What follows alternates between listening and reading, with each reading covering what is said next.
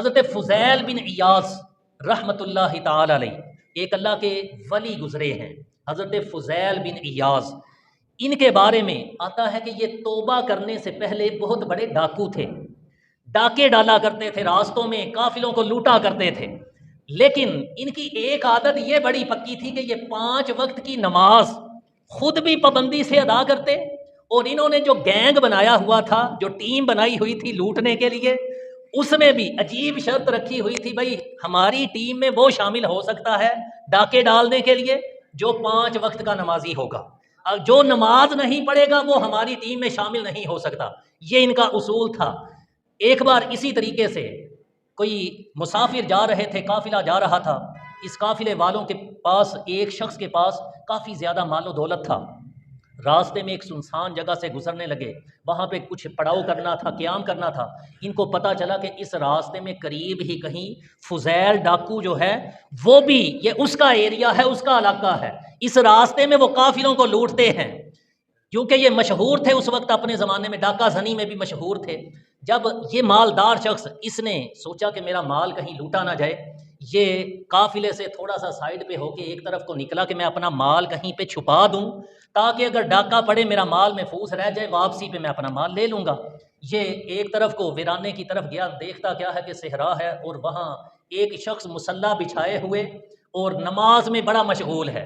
اس نے سمجھا کہ کوئی بڑا نیک پارسا آدمی اللہ کا ولی ہے، تو چلو میں امانت کے طور پہ اس کو اپنے پیسے پکڑا دیتا ہوں، واپسی پہ لے لوں گا۔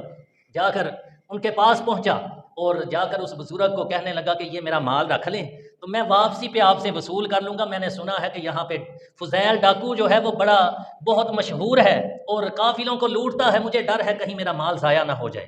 یہ انہیں مال دے کے چلا گیا، واپس اپنے قافلے والوں کے پاس پہنچا، کیا دیکھتا ہے کہ واقعی وہاں پہ ڈاکو پہنچ چکے تھے، ڈاکہ پڑ چکا تھا، وہ ڈاکو لوٹ رہے تھے سب کو۔ جب سب کو لوٹ لیا، اس کے پاس بھی جو کچھ بچا تھا یہ لوٹا گیا۔ اس شخص نے دیکھا کہ یہ ڈاکو ایک طرف کو جا کے اب مال آپس میں تقسیم کر رہے ہیں، اور وہی بزرگ جن کو یہ اپنا مال دے کر آیا تھا وہ ان کے درمیان وہ مال بانٹ رہے ہیں۔ یہ دوڑتا ہوا چلتا ہوا ان کے پاس پہنچا اور جا کر دیکھ کر حیران رہ گیا کہ ان کو تو میں اپنا مال دے کر آیا تھا اور یہی ان میں مال تقسیم کر رہے ہیں۔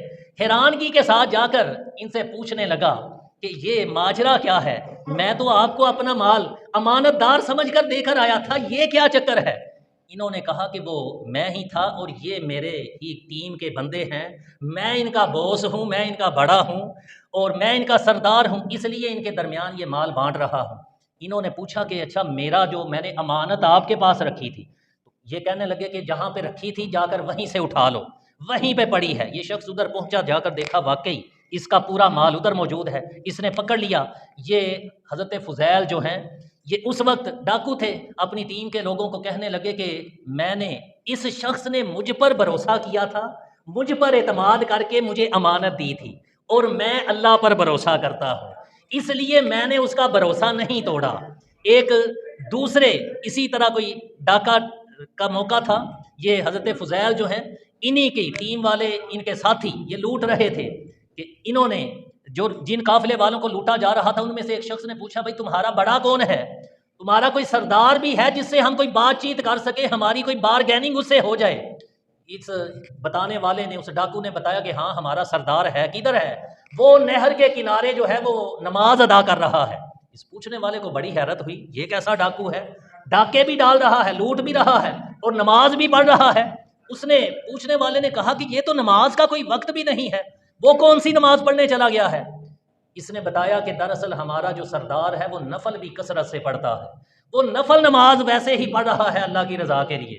یہ شخص بڑا حیران ہوا اور اسی کشمکش میں تھا کہ ایسا ڈاکو جو ڈاکے بھی ڈالے اور نمازیں بھی پڑھے۔ بہرحال وقت گزرتا گیا، حضرت فضیل بن ایاس، ان کی جو نماز ہے اسی نماز نے ان کو ڈاکہ زنی سے توبہ کی توفیق عطا فرما دی۔ اللہ نے ایسی توفیق دی کیونکہ قرآن کا فرمان ہے ان الصلاۃ تنہی عن الفحشاء والمنکر، نماز یہ برے کاموں سے روک لیتی ہے، اس میں کوئی شک نہیں۔ حضرت فضیل بن ایاز کو بھی ایسی توبہ نصیب ہوئی کہ جیسے ڈاکوؤں میں مشہور تھے ایسے پھر اللہ کے ولیوں میں جگہ بنا کے اولیاء کی صف میں شامل ہوئے اور اولیاء میں مشہور ہو گئے۔